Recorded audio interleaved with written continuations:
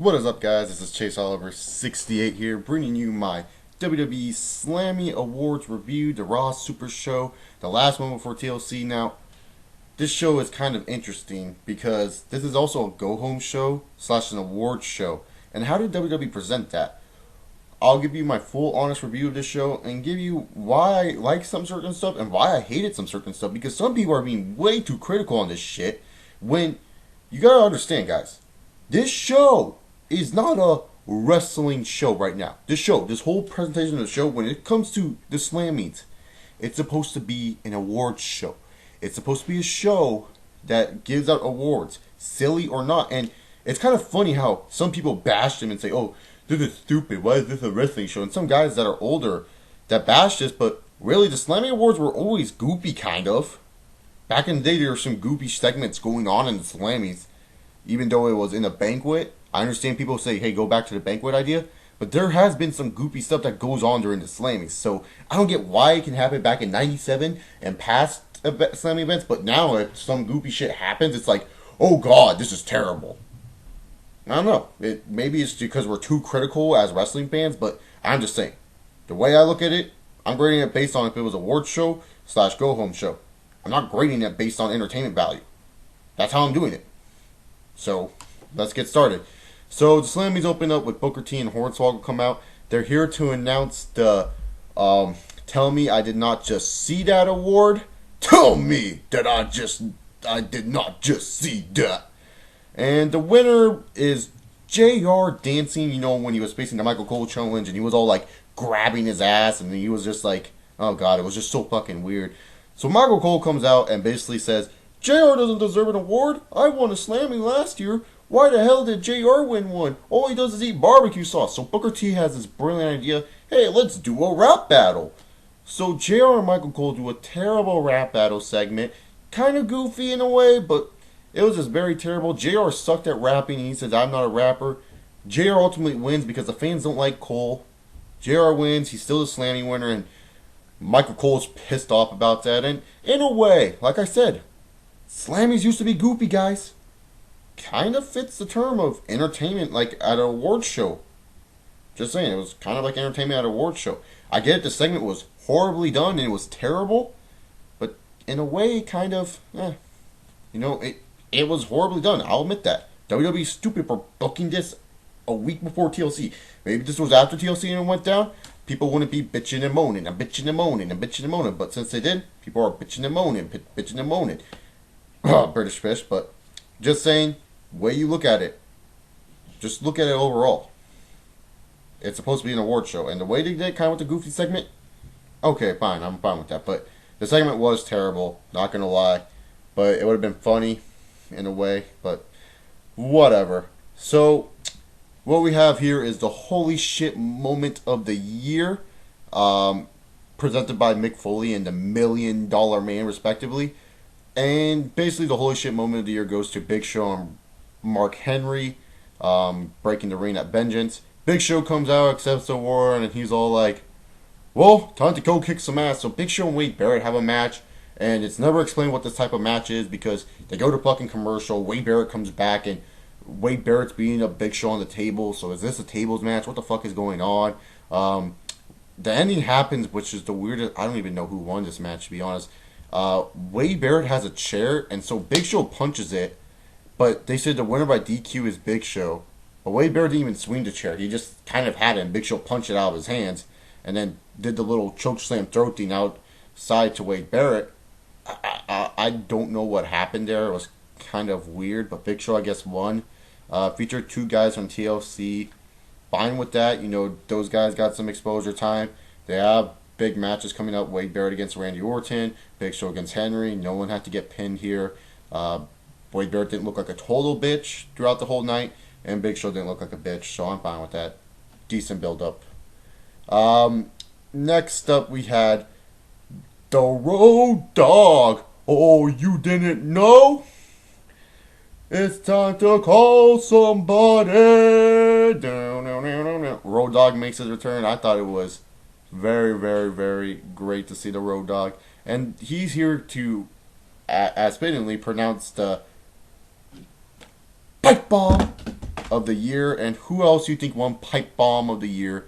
It's CM Punk. CM Punk wins Pipe Bomb of the year, and he brings out a mannequin. And what the mannequin is wearing is a shirt of John Laurinaitis back in John Laurinaitis' wrestling days. And many probably didn't know that. That was one of John Laurinaitis' shirts back in the day.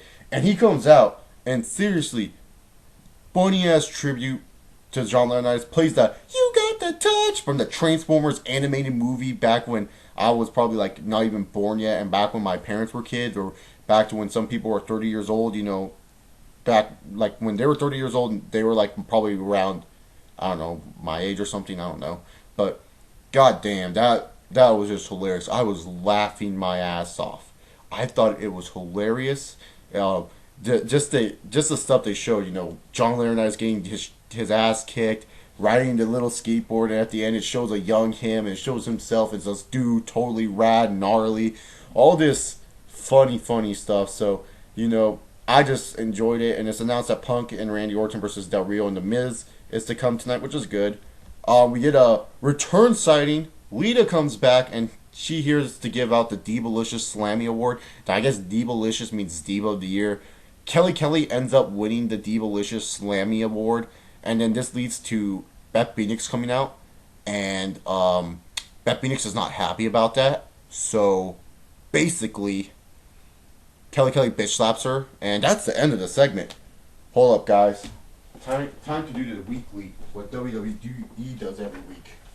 It's time to promote WWE 12. Did you know WWE 12 is bigger, badder, and better? It says so on the back. Bigger, badder, and better. And features greatest superstar of all time, Randy Orton. In this mode, you can change Universe's mode's name.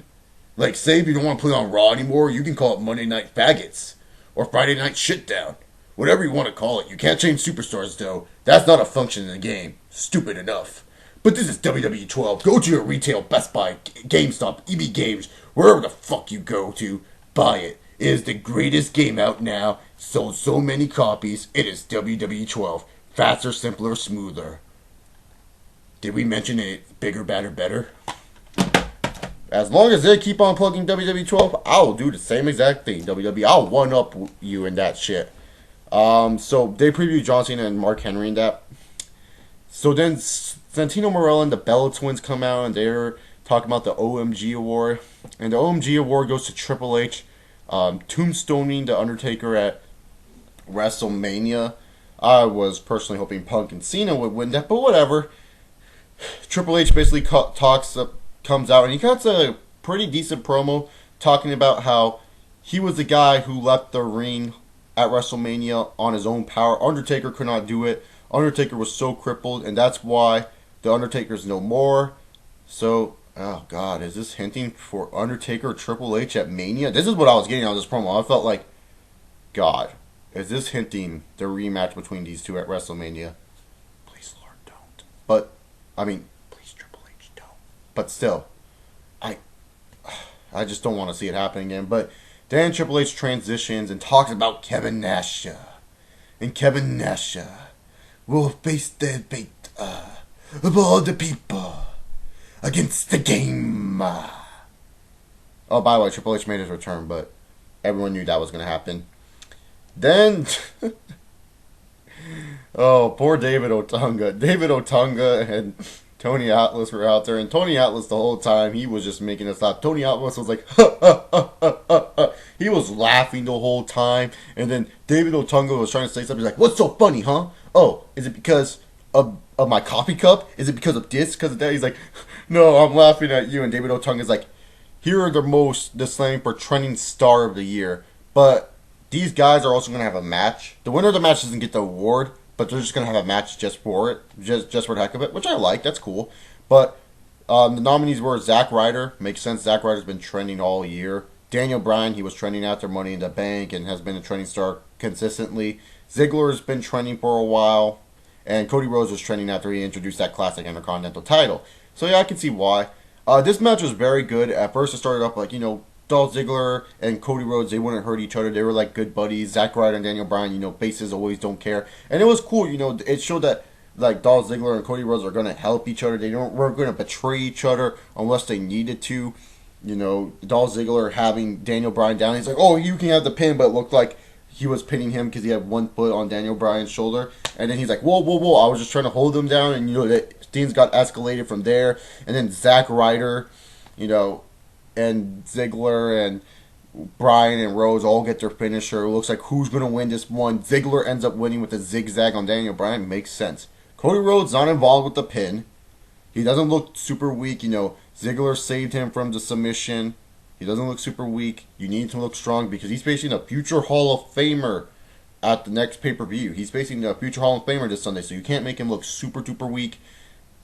Zack Ryder, you don't want to get pinned by Ziggler because then it hurts Zack Ryder's rep a little bit. And you don't want Ziggler to get pinned because he's a champion. So, Daniel Bryan, sorry.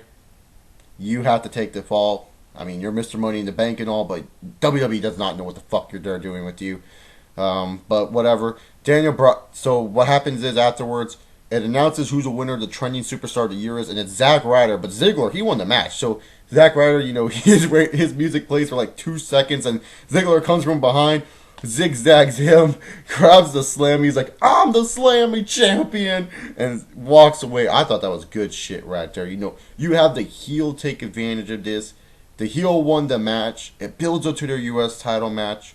It makes Ziggler more of a douchebag because he stole Zack Ryder's award and he's taking it as his own. And he even took the award. He didn't throw it back at the Ryder. He took the award. So he thinks he's the trending superstar of the year. And also, if Ziggler does lose the U.S. title, it brings more incentive to his character or something. Maybe if he carries that around, he's like, I'm the trending superstar of the year. Kind of like how Owen Hart was with his 2 Slammy awards. So, hey, I like that. No big deal there. Great segment. Guys look good overall. Good match. Overall, great segment. Christian comes out and he gives himself an award. Not the game changer of the year, the most courageous of the year for just coming out here. But the award he's giving out to is the game changer of the year. And the game changer of the year goes to The Rock and John Cena making their match at WrestleMania. John Cena comes out and he's like, guys, I'm going to introduce to you, and getting the fans all hyped up. He's like, the other man in this equation, The Rock. And The Rock doesn't come out. He's like, oh, wait, The Rock's not here? Well, give me his agent, Brian. Oh, Brian's not here. Well, you know how The Rock is. Live from via satellite, The Rock. Rock is still not there, and fans are just booing, and Cena's like, oh, it's okay, guys, because, I just want The Rock to know I hope he's ready for WrestleMania, building up for WrestleMania. Yeah, okay. It was an interesting segment.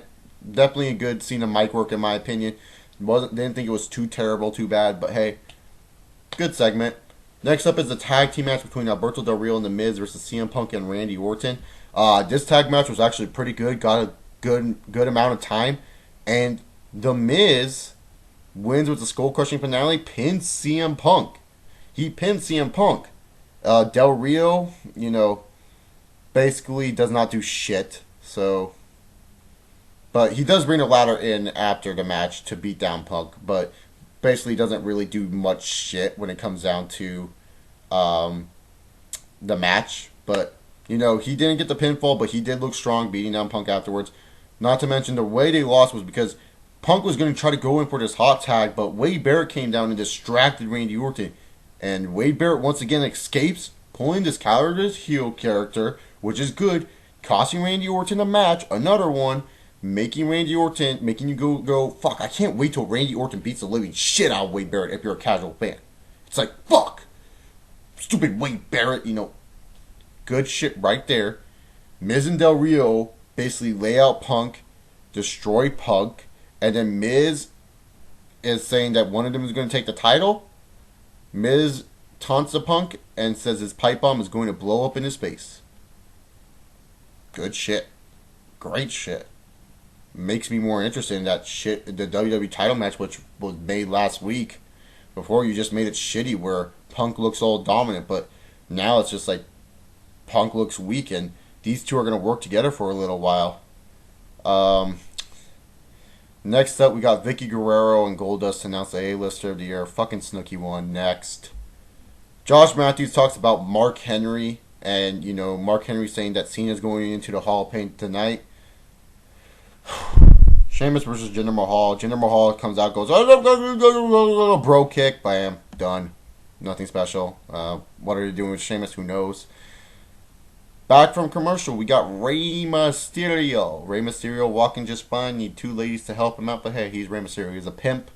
Rey Mysterio comes out, announces the Superstar of the Year. Now, who's it going to be? Is it going to be Randall Keith Orton? Is it going to be John Cena? Is it going to be Mark motherfucking Henry? Is it going to be Alberto Del Rio? Is it going to be The Miz? Or however he does his stupid little thing. Is it going to be CM Punk? Who's it going to be? Drum roll. It is none other than CM Punk. CM Punk gets the Superstar of the Year. Not too mad about that. You know, he deserved it. You know, but the funny thing is, John Laurinaitis gets his kind of payback. He comes back. He goes, "I'm John Laurinaitis. It's CM Punk is in no condition to accept this award, so on behalf of his honor, I will accept it by honor, because I'm John Laurinaitis and I get awards." So John Laurinaitis accepts CM Punk's award, gets his little just desserts. Mark Henry's gonna go kick Steena's ass, but then all of a sudden, it begins 2012. Happens again. Who's the Superstar? Not against Jericho, but whatevs. Then afterwards, Cena and Mark Henry happen. Okay, casual match, 8 o'clock. What's going on, man? Nothing. Then all of a sudden, lights go out.